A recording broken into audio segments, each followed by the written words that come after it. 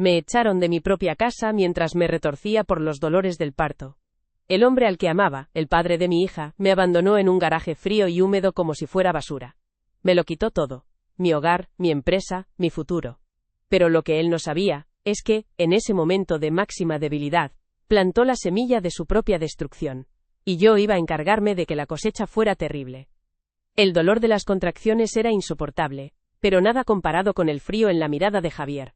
Allí estaba, bajo las luces fluorescentes del garaje, impecablemente vestido, mirándome con un desprecio que me heló los huesos. Se acabó, Sofía, dijo, su voz sin una pizca de emoción. Mi abogado te enviará una compensación simbólica por tus acciones. No intentes volver a contactar conmigo ni con mi familia. Su tono era el de un jefe despidiendo a un empleado incompetente. Lanzó a mis pies una bolsa de lona, mal hecha, con 4 cosas mías dentro. A través de la ventanilla de su coche de lujo vi a Carla, su nueva y joven pareja, que evitaba mirarme. Me quedé allí, de parto, sin coche, sin cartera, y con el móvil dentro del apartamento que hasta hacía unos minutos era mío. En un instante, el mundo que había construido, la familia que estaba a punto de empezar, y la empresa que cofundé, se desvanecieron. Escucha mi historia hasta el final, y dime, ¿tú qué habrías hecho en mi lugar? Yo no nací en ese mundo de lujo. Crecí en un barrio obrero de Getafe, criada por una madre soltera, que trabajaba sin descanso. Era una niña callada, pero con una mente brillante que encontró refugio en la lógica y el orden del código informático. Me pagué la carrera en la Universidad Politécnica de Madrid, sacando la ingeniería con mucho esfuerzo y noches sin dormir. Era buena, muy buena en lo mío. Fui yo quien diseñó Nexus, un software de logística revolucionario que cambiaría el sector. El problema es que yo era la arquitecta, la creadora, no tenía la confianza ni la labia para venderlo. Ahí es donde apareció Javier. Era estudiante de empresariales, un tipo carismático que supo ver el potencial, no en mí, sino en mi creación. Vio el oro, y se acercó a la mina. Nos enamoramos, o eso creía yo, nos casamos y fundamos Logicor, la empresa que se construyó sobre mi software, sobre mis noches en vela y mi talento. Puse mi corazón, mi alma y una pequeña herencia que me dejó mi madre en ese proyecto. Confié ciegamente en él para llevar la parte de negocio mientras yo dirigía el desarrollo. Éramos un equipo, o al menos eso me hizo creer. Creía que estábamos construyendo un imperio juntos, una vida estable y llena de amor que yo nunca tuve. Ese fue mi mayor logro, y también mi mayor error. Creer que el hombre que dormía a mi lado compartía el mismo sueño, cuando en realidad solo estaba esperando el momento perfecto para apropiarse de él por completo. Mi vulnerabilidad fue su oportunidad. Después de que Javier me dejara tirada en el garaje, un desconocido que pasaba por allí, llamó a una ambulancia. Di a luz a una niña preciosa y sana, a la que llamé Alba, sola en la cama de un hospital público. La alegría de tenerla en mis brazos se mezclaba con el terror más absoluto de no tener nada que ofrecerle. Era una madre sin hogar y sin futuro. A los pocos días, aún recuperándome, recibí los papeles del divorcio. Junto a ellos una oferta de compra de mis acciones en Logicor por un valor ridículo. Alegaban que mi súbita marcha era un incumplimiento de contrato. Me habían despojado de mi casa, de mi empresa y de mi marido, dejándome en la calle con una recién nacida y unos pocos cientos de euros. Los amigos que teníamos en común, por supuesto, se pusieron de su lado. Javier se encargó de esparcir el rumor de que yo era una persona inestable, errática, que había sufrido una especie de crisis nerviosa. La humillación fue total. Me vi sola, señalada y rota, pero ese dolor no me mató, se transformó en algo mucho más frío y duro. Esa humillación consolidó una rabia helada que eclipsó cualquier pena. La justicia ya no era una idea lejana, se convirtió en una necesidad, en una cuestión de supervivencia para mí y para mi hija. Ya no se trataba de recuperar lo que era mío, sino de arrasar con todo lo que él había construido sobre mis ruinas. Lo que Javier nunca supo, en su infinita arrogancia, es que el destino a veces tiene un extraño sentido del humor. Mi tía, una mujer solitaria y algo excéntrica que había amasado una fortuna invirtiendo en tecnología en sus inicios, había fallecido 6 meses antes. Yo era su única heredera, y su abogado acababa de informarme. Había heredado 10 millones de euros. 10 millones. Me había guardado la noticia, planeando darle una sorpresa a Javier, comprar la casa de nuestros sueños, asegurar el futuro de nuestra familia. ¡Qué ingenua! Ahora, ese dinero ya no era un sueño compartido, era mi fondo de guerra, mi arsenal para la batalla que se avecinaba. Pero mi arma más potente no era el dinero. Era mi mente. Yo era el verdadero genio detrás del éxito de Logicor. Él solo era la fachada, el vendedor de humo. Yo había construido el motor, y sabía exactamente cómo griparlo.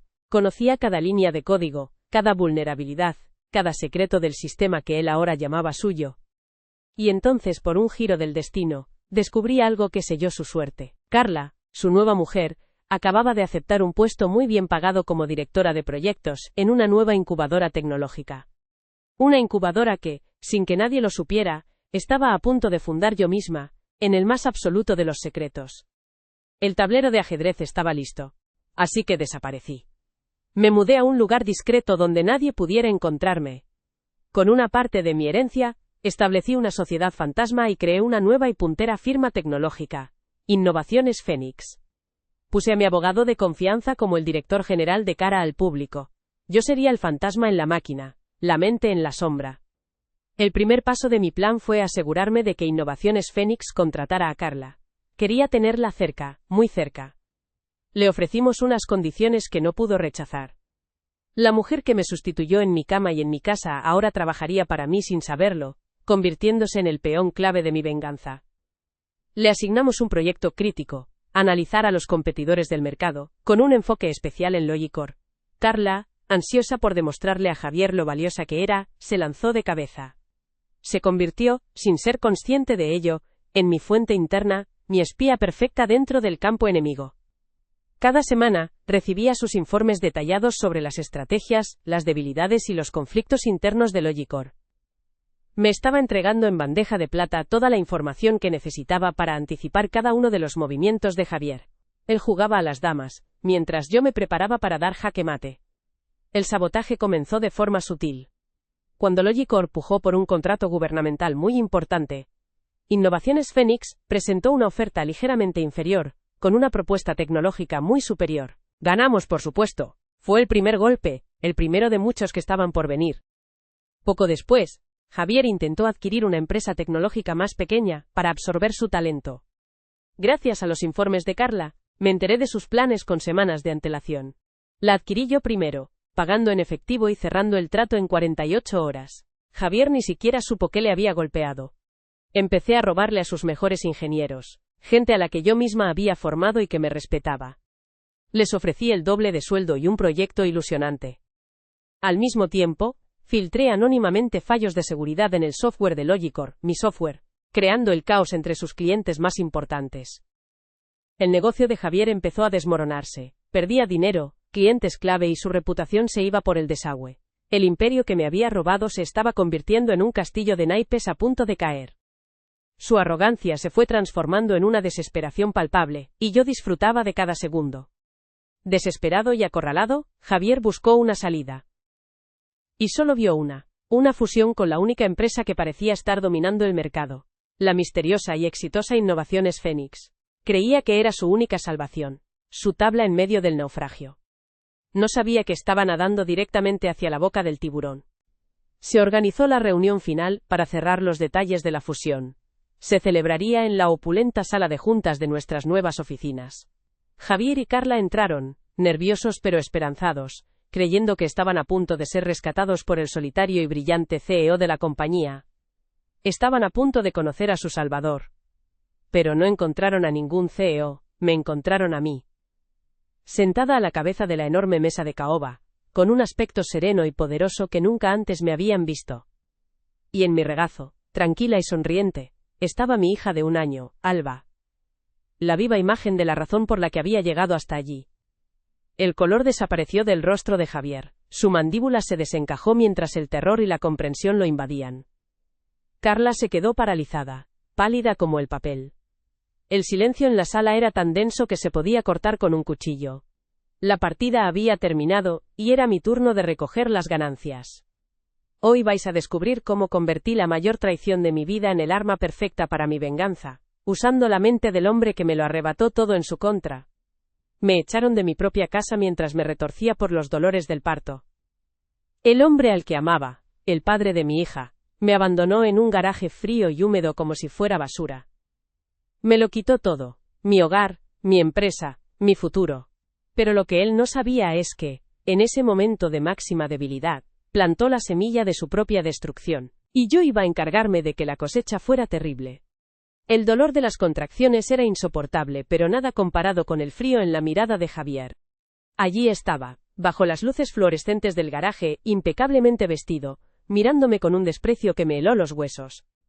«Se acabó, Sofía», dijo, su voz sin una pizca de emoción. «Mi abogado te enviará una compensación simbólica por tus acciones. No intentes volver a contactar conmigo ni con mi familia». Su tono era el de un jefe despidiendo a un empleado incompetente. Lanzó a mis pies una bolsa de lona, mal hecha, con 4 cosas mías dentro. A través de la ventanilla de su coche de lujo, vi a Carla, su nueva y joven pareja, que evitaba mirarme. Me quedé allí, de parto, sin coche, sin cartera, y con el móvil dentro del apartamento que hasta hacía unos minutos era mío. En un instante, el mundo que había construido, la familia que estaba a punto de empezar, y la empresa que cofundé, se desvanecieron. Escucha mi historia hasta el final y dime, ¿tú qué habrías hecho en mi lugar? Yo no nací en ese mundo de lujo. Crecí en un barrio obrero de Getafe, criada por una madre soltera que trabajaba sin descanso. Era una niña callada, pero con una mente brillante que encontró refugio en la lógica y el orden del código informático. Me pagué la carrera en la Universidad Politécnica de Madrid, sacando la ingeniería con mucho esfuerzo y noches sin dormir. Era buena. Muy buena en lo mío. Fui yo quien diseñó Nexus, un software de logística revolucionario que cambiaría el sector. El problema es que yo era la arquitecta, la creadora. No tenía la confianza ni la labia para venderlo. Ahí es donde apareció Javier. Era estudiante de empresariales, un tipo carismático que supo ver el potencial, no en mí, sino en mi creación. Vio el oro y se acercó a la mina. Nos enamoramos, o eso creía yo. Nos casamos y fundamos Logicor, la empresa que se construyó sobre mi software, sobre mis noches en vela y mi talento. Puse mi corazón, mi alma y una pequeña herencia que me dejó mi madre en ese proyecto. Confié ciegamente en él para llevar la parte de negocio mientras yo dirigía el desarrollo. Éramos un equipo, o al menos eso me hizo creer. Creía que estábamos construyendo un imperio juntos, una vida estable y llena de amor que yo nunca tuve. Ese fue mi mayor logro, y también mi mayor error. Creer que el hombre que dormía a mi lado compartía el mismo sueño, cuando en realidad solo estaba esperando el momento perfecto para apropiarse de él por completo. Mi vulnerabilidad fue su oportunidad. Después de que Javier me dejara tirada en el garaje, un desconocido que pasaba por allí llamó a una ambulancia. Di a luz a una niña preciosa y sana, a la que llamé Alba, sola en la cama de un hospital público. La alegría de tenerla en mis brazos se mezclaba con el terror más absoluto de no tener nada que ofrecerle. Era una madre sin hogar y sin futuro. A los pocos días, aún recuperándome, recibí los papeles del divorcio. Junto a ellos, una oferta de compra de mis acciones en Logicor, por un valor ridículo. Alegaban que mi súbita marcha era un incumplimiento de contrato. Me habían despojado de mi casa, de mi empresa y de mi marido, dejándome en la calle con una recién nacida y unos pocos cientos de euros. Los amigos que teníamos en común, por supuesto, se pusieron de su lado. Javier se encargó de esparcir el rumor de que yo era una persona inestable, errática, que había sufrido una especie de crisis nerviosa. La humillación fue total. Me vi sola, señalada y rota, pero ese dolor no me mató, se transformó en algo mucho más frío y duro. Esa humillación consolidó una rabia helada que eclipsó cualquier pena. La justicia ya no era una idea lejana, se convirtió en una necesidad, en una cuestión de supervivencia para mí y para mi hija. Ya no se trataba de recuperar lo que era mío, sino de arrasar con todo lo que él había construido sobre mis ruinas. Lo que Javier nunca supo, en su infinita arrogancia, es que el destino a veces tiene un extraño sentido del humor. Mi tía, una mujer solitaria y algo excéntrica que había amasado una fortuna invirtiendo en tecnología en sus inicios, había fallecido 6 meses antes. Yo era su única heredera y su abogado acababa de informarme. Había heredado 10 millones de euros. 10 millones. Me había guardado la noticia, planeando darle una sorpresa a Javier. Comprar la casa de nuestros sueños, asegurar el futuro de nuestra familia. ¡Qué ingenua! Ahora, ese dinero ya no era un sueño compartido. Era mi fondo de guerra, mi arsenal para la batalla que se avecinaba. Pero mi arma más potente no era el dinero. Era mi mente. Yo era el verdadero genio detrás del éxito de Logicor. Él solo era la fachada, el vendedor de humo. Yo había construido el motor, y sabía exactamente cómo griparlo. Conocía cada línea de código, cada vulnerabilidad, cada secreto del sistema que él ahora llamaba suyo. Y entonces, por un giro del destino, descubrí algo que selló su suerte. Carla, su nueva mujer, acababa de aceptar un puesto muy bien pagado como directora de proyectos en una nueva incubadora tecnológica. Una incubadora que, sin que nadie lo supiera, estaba a punto de fundar yo misma, en el más absoluto de los secretos. El tablero de ajedrez estaba listo. Me echaron de mi propia casa mientras me retorcía por los dolores del parto. El hombre al que amaba, el padre de mi hija, me abandonó en un garaje frío y húmedo, como si fuera basura. Me lo quitó todo, mi hogar, mi empresa, mi futuro. Pero lo que él no sabía es que, en ese momento de máxima debilidad, plantó la semilla de su propia destrucción. Y yo iba a encargarme de que la cosecha fuera terrible. Escucha mi historia hasta el final y dime, ¿tú qué habrías hecho en mi lugar? El dolor de las contracciones era insoportable, pero nada comparado con el frío en la mirada de Javier. Allí estaba, bajo las luces fluorescentes del garaje, impecablemente vestido, mirándome con un desprecio que me heló los huesos. Se acabó, Sofía, dijo, su voz sin una pizca de emoción. Mi abogado te enviará una compensación simbólica por tus acciones. No intentes volver a contactar conmigo ni con mi familia. Su tono era el de un jefe despidiendo a un empleado incompetente. Lanzó a mis pies una bolsa de lona, mal hecha, con 4 cosas mías dentro. A través de la ventanilla de su coche de lujo vi a Carla, su nueva y joven pareja, que evitaba mirarme. Me quedé allí, de parto, sin coche, sin cartera, y con el móvil dentro del apartamento que hasta hacía unos minutos era mío.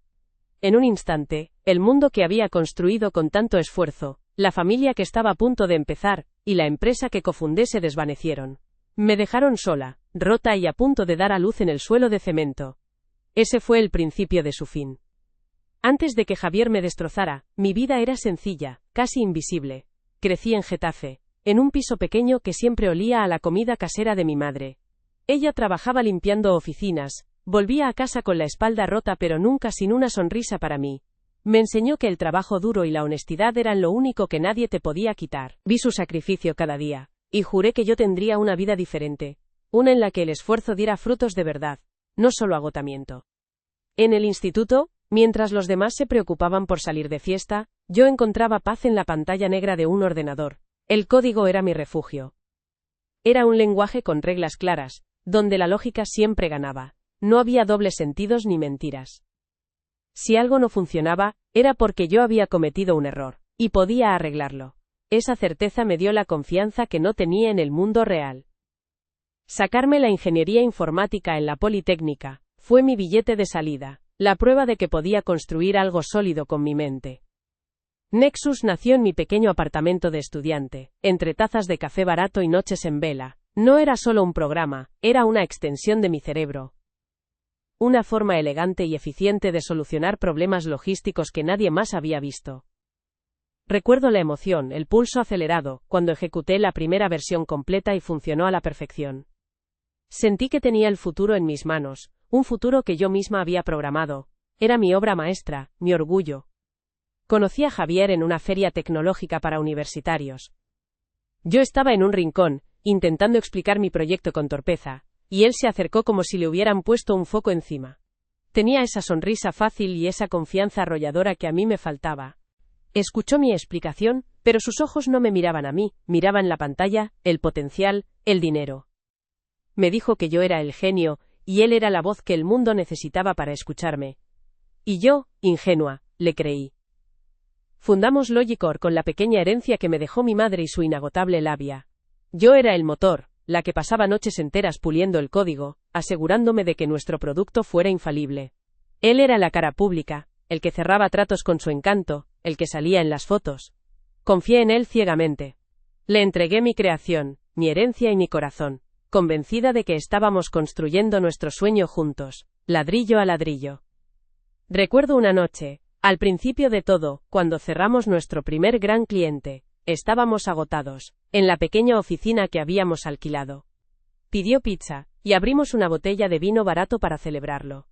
Me miró y me dijo, sin ti, Sofía, esto no sería nada, eres la base de todo. Me sentí valorada, vista. Esa noche, me enamoré no solo del hombre, sino de la vida que creía que estábamos construyendo. Una vida de equipo, de metas compartidas. Pero poco a poco, los roles se solidificaron de una forma que no vi venir. Yo quedé relegada al departamento de desarrollo, la cueva de los genios, como él la llamaba en broma. Él se rodeó de un equipo de ventas y marketing, empezó a ir a cenas de gala y a eventos de networking. Mi nombre apenas se mencionaba. Era el equipo de Javier, la empresa de Javier. Yo no le di importancia, estaba demasiado ocupada trabajando, mejorando nuestro producto. El deseo de formar una familia fue mío, anhelaba la estabilidad que nunca tuve, un hogar lleno de amor y risas. Cuando le dije que estaba embarazada, pareció feliz, pero su alegría era superficial. Hablaba del heredero del Imperio Logicor, no de nuestro hijo. Para mí, Alba era la pieza final de nuestro puzzle, la razón para todo nuestro esfuerzo. Para él, por lo que veo ahora, yo solo era una incubadora temporal que se había vuelto un inconveniente. Empecé a ver pequeñas grietas, pero no quise entenderlas. Sus viajes de negocios se alargaban, sus respuestas eran cada vez más cortas. Culpé al estrés, a la presión de dirigir una empresa en crecimiento. Me convencí a mí misma de que todo era normal, la lealtad es ciega, y la mía por él lo era por completo. No podía concebir que el hombre con el que compartía mi cama y mis sueños pudiera estar construyendo una vida paralela a mis espaldas. Justo antes de que todo se derrumbara, viví en una burbuja de felicidad. Tenía la empresa funcionando a pleno rendimiento, un marido al que amaba y una hija a punto de nacer. Había conseguido todo lo que mi madre soñó para mí. Estaba en la cima del mundo que yo misma había ayudado a construir, sin saber que estaba de pie sobre una trampilla, y que el hombre que me sujetaba la mano era el mismo que estaba a punto de accionar la palanca. El mundo se redujo al pitido monótono de las máquinas y al llanto agudo de mi hija. En la cama del hospital público, con el cuerpo dolorido y el alma hecha pedazos, abracé a Alba. Era lo único real, lo único puro que me quedaba. Pero cada vez que la miraba, un pánico helado me recorría la espalda. ¿Cómo iba a protegerla si no podía ni protegerme a mí misma? Era una madre, sí, pero una madre sin hogar, sin dinero y sin nadie a quien recurrir. La soledad en esa habitación era más dolorosa que cualquier contracción. A los 3 días, un mensajero me entregó un sobre. Dentro, los papeles del divorcio, y una oferta insultante por mis acciones de Logicor. El abogado de Javier había redactado un documento lleno de términos legales que, en resumen, decían que mi abandono de la empresa era una falta grave. Me ofrecían una miseria, lo justo para que no pudiera demandarles, a cambio de mi silencio y de mi parte en el imperio que yo había construido. No solo me habían echado, sino que además querían que firmara mi propia sentencia de muerte profesional. Con el alta del hospital y unos pocos euros en el bolsillo, acabé en un centro de acogida para madres solteras. La habitación era pequeña, olía a desinfectante, y el llanto de otros bebés se filtraba por las paredes.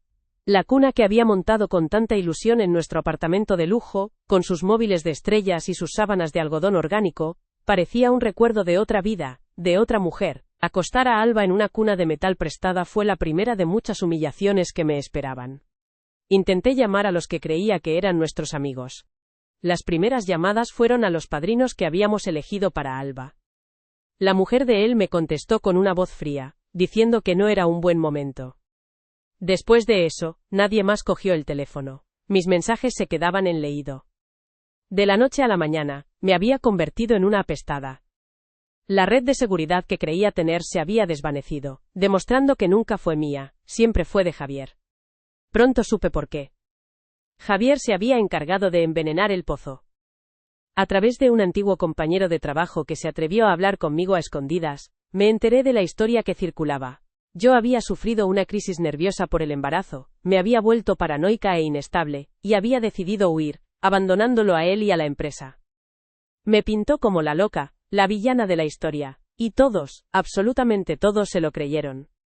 Era más fácil creerle a él, al hombre de éxito, que a la mujer rota y desaparecida. La humillación definitiva llegó una tarde, mientras hacía cola en un comedor social para conseguir una comida caliente. En la televisión del local, pusieron un programa de sociedad. Y allí estaban, Javier y Carla, sonriendo en la inauguración de una galería de arte. Él, con su traje a medida, ella, con un vestido deslumbrante, y una copa de champán en la mano, hablaban de sus planes de futuro, de la expansión de Logicor. El mundo les aplaudía mientras yo luchaba por no morir de hambre. Mis pocos ahorros se evaporaron. Cada euro contaba. Recuerdo la vergüenza de tener que elegir en la farmacia entre una caja de pañales o un analgésico para mi dolor posparto. Elegí los pañales, siempre. Me alimentaba a base de lo que me daban en el centro y de bocadillos baratos. Me miraba al espejo y no me reconocía. Había perdido peso, tenía unas ojeras enormes, y la mirada vacía de alguien que ha perdido toda esperanza. Un día tuve que vender la única joya de valor que me quedaba, una pulsera de oro que mi madre me había regalado al terminar la carrera. Entré en una de esas tiendas de compro oro sintiéndome como la peor basura. El hombre que me atendió me dio una cantidad ridícula por ella, pero yo la acepté sin rechistar. Necesitaba el dinero para la leche de fórmula de Alba. Salí de allí con los billetes en la mano y las lágrimas corriendo por mi cara, sintiendo que había vendido el último trozo de mi antigua vida. Toqué fondo una noche de tormenta. Alba no paraba de llorar por los cólicos y yo no podía calmarla. La lluvia golpeaba la ventana de nuestra pequeña habitación, y yo me senté en el suelo, acunándola, y lloré con ella. Lloré por mi soledad, por mi impotencia, por el futuro incierto que le esperaba. En ese momento, sentí que Javier había ganado. Me había destrozado por completo, me había reducido a la nada, ya no quedaba nada de la mujer fuerte e inteligente que fui. Fue justo en ese pozo de desesperación, cuando recibí una carta certificada. Era de un bufete de abogados de Bilbao del que nunca había oído hablar. La abrí con manos temblorosas, esperando otra demanda, otra notificación de desahucio. Pero no era nada de eso. Era una carta informándome del fallecimiento de mi tía abuela, una mujer solitaria a la que apenas conocí. Y lo que decía a continuación, hizo que tuviera que leerlo 3 veces para creerlo. Yo era su única heredera. La carta detallaba el contenido de su testamento, acciones, propiedades, y una cantidad en efectivo que me hizo marear. 10 millones de euros. El número bailaba delante de mis ojos. 10 millones. Me quedé sentada en la cama, con la carta en la mano, y Alba durmiendo a mi lado, sin poder procesarlo. No era real. No podía serlo, era una broma cruel del destino. Pero era real, y a medida que el shock inicial se disipaba, una nueva sensación empezó a crecer en mi interior. No era alegría, ni alivio. Era algo mucho más frío, más afilado. Era poder. El dinero, no era solo una salida a mi miseria, era un arma. Un arsenal que acababa de caer en mis manos. La balanza, que había estado tan inclinada en mi contra, acababa de nivelarse de golpe. Esa noche, no dormí. Mientras miraba a mi hija, la rabia que había estado enterrada bajo capas de dolor y humillación, empezó a arder con una claridad aterradora. Ya no se trataba de sobrevivir, se trataba de justicia. De una justicia que yo misma iba a ejecutar. Javier me había subestimado, me había visto como una programadora frágil y dependiente. No tenía ni idea del monstruo que acababa de despertar. Lo primero que hice a la mañana siguiente fue salir del centro de acogida. Alquilé un apartamento pequeño y anónimo en otra ciudad, lejos de Madrid. Compré un ordenador portátil, el mejor que pude encontrar. Sentarme frente a esa pantalla, con mis dedos sobre el teclado, fue como volver a casa. Mi mente, que había estado nublada por el pánico, empezó a funcionar de nuevo, a trazar planes, a ver patrones. El dolor no se había ido, pero lo transformé. Cada lágrima se convirtió en una línea de código en mi plan. Cada humillación, en un paso más de mi estrategia. Dejé de mirar hacia atrás, hacia la vida que me habían robado. Empecé a mirar hacia adelante, hacia la destrucción que iba a provocar. La mujer que lloraba en el suelo de una habitación de acogida había muerto esa noche. Mi lucha ya no era solo por mí, era por Alba. Le iba a construir un futuro sobre las cenizas del imperio de Javier. Un futuro en el que ella nunca tendría que depender de nadie, en el que nadie podría hacerle el daño que me hicieron a mí. Ella era mi porqué, la razón por la que mi venganza no sería un acto de rabia impulsiva, sino una obra maestra de precisión y paciencia. Empecé a investigar, a usar mis habilidades para rastrear cada movimiento de Javier y de Logicor. Me sumergí en sus finanzas, sus contratos, sus debilidades. Yo había construido ese sistema, conocía sus secretos mejor que nadie. Era como leer mi propio diario. Y mientras más leía, más claro veía el camino para desmantelarlo todo, pieza por pieza, sin que él supiera siquiera de dónde venía el ataque. Fue entonces cuando lo descubrí. Un pequeño anuncio en una web de empleo para ejecutivos. Carla, la nueva y flamante pareja de Javier, acababa de aceptar un puesto como directora de proyectos en una nueva empresa tecnológica llamada Innovaciones Fénix. Una sonrisa lenta y fría se dibujó en mi cara. El destino me acababa de entregar la llave maestra. Innovaciones Fénix no existía todavía. Era solo un nombre en un documento de registro que mi nuevo abogado había presentado la semana anterior. La empresa era una cáscara vacía, una sociedad fantasma que yo había creado. Carla, en su afán por demostrar su valía, acababa de aceptar un trabajo para mí. Se convertiría, sin saberlo, en el caballo de Troya que destruiría a Javier desde dentro. Me levanté y me acerqué a la ventana. Miré el horizonte de la nueva ciudad, un lugar donde nadie me conocía, donde podía ser quien yo quisiera. Y decidí quién iba a ser. Ya no era Sofía, la víctima. Era el arquitecto de la caída de Javier. La partida de ajedrez acababa de empezar, y yo movía las piezas de ambos lados del tablero. La caza había comenzado. Toqué fondo una noche de tormenta. Alba no paraba de llorar por los cólicos y yo no podía calmarla. La lluvia golpeaba la ventana de nuestra pequeña habitación. Y yo me senté en el suelo, acunándola, y lloré con ella. Lloré por mi soledad, por mi impotencia, por el futuro incierto que le esperaba. En ese momento, sentí que Javier había ganado. Me había destrozado por completo, me había reducido a la nada. Ya no quedaba nada de la mujer fuerte e inteligente que fui. Fue justo en ese pozo de desesperación cuando recibí una carta certificada. Era de un bufete de abogados de Bilbao del que nunca había oído hablar. La abrí con manos temblorosas, esperando otra demanda, otra notificación legal de Javier. Pero no era nada de eso. Era una carta informándome del fallecimiento de mi tía abuela, una mujer solitaria a la que apenas conocí. Y lo que decía a continuación hizo que tuviera que leerlo 3 veces para creerlo. Yo era su única heredera. La carta detallaba el contenido de su testamento. Acciones, propiedades y una cantidad en efectivo que me hizo marear. 10 millones de euros. El número bailaba delante de mis ojos. 10 millones. Me quedé sentada en la cama, con la carta en la mano y Alba durmiendo a mi lado, sin poder procesarlo. No era real. No podía serlo.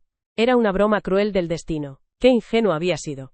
Me había enterado de la herencia unas semanas antes de que Javier me echara, y me lo había guardado para darle una sorpresa. Planeaba usar ese dinero para comprar la casa de nuestros sueños, para asegurar el futuro de nuestra familia.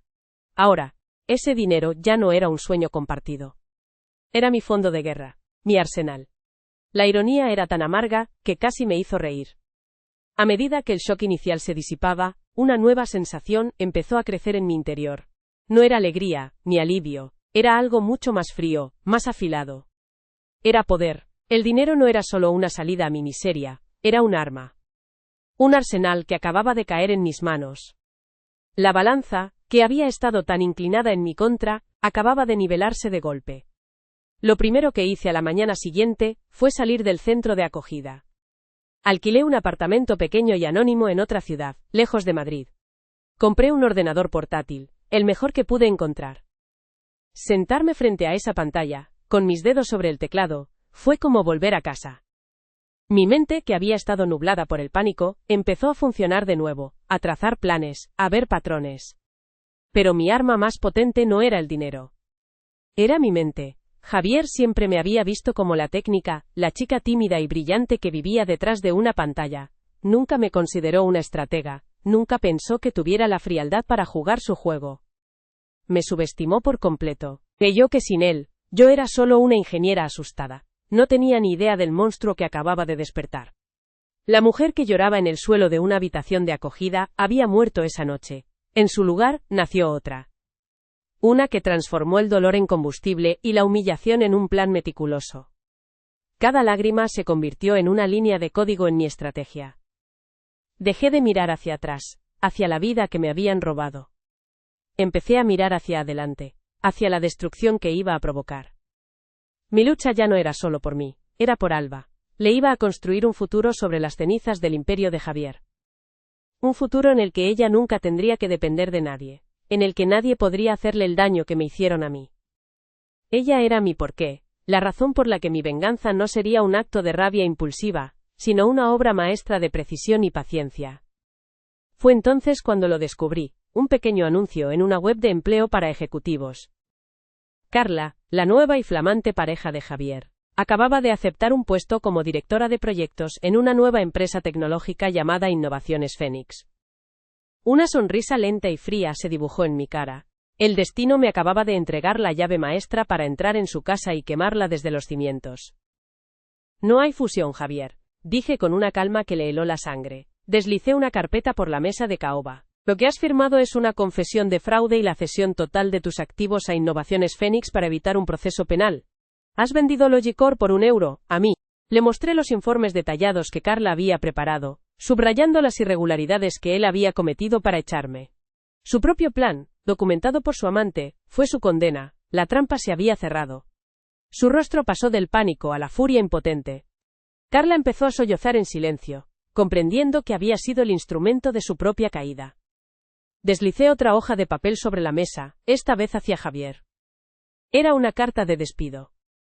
Basado en la cláusula de moralidad de tu contrato y el evidente fraude, estás despedido, con efecto inmediato. Mi voz no tembló. Era el eco exacto de la frialdad con la que él me había abandonado en aquel garaje. Luego, mis ojos se posaron en Carla. Su mirada era una mezcla de terror y súplica. Gracias por tu diligente trabajo, Carla, dije, con una cortesía gélida. Tu proyecto final, el desmantelamiento completo de la carrera de Javier, ha concluido con éxito. Tus servicios ya no son necesarios. 2 guardias de seguridad entraron discretamente en la sala, esperando a mi señal. El jaque mate era total, ejecutado con una precisión quirúrgica, sin un solo grito. Mientras los guardias los escoltaban hacia la puerta, un Javier completamente destrozado se giró y me miró con los ojos vacíos. ¿Por qué?, susurró, la única palabra que pudo articular. Me levanté, acunando a Alba, que me miraba con sus ojos grandes e inocentes. Lo miré fijamente, dejando que el peso de cada palabra cayera sobre él. Me echaste en plena tormenta. He vuelto y he traído el huracán. No esperé a verlos salir. Me di la vuelta y caminé hacia el enorme ventanal de mi nueva oficina, la que antes había sido suya. Abajo, las luces de Madrid empezaban a encenderse. El imperio que me había robado ahora era la base de algo mucho más grande, algo mío. Abracé a mi hija, el único futuro que importaba. La justicia no había sido un estallido de ira, sino la construcción silenciosa de un nuevo mundo sobre las ruinas del suyo. Y por fin, había paz.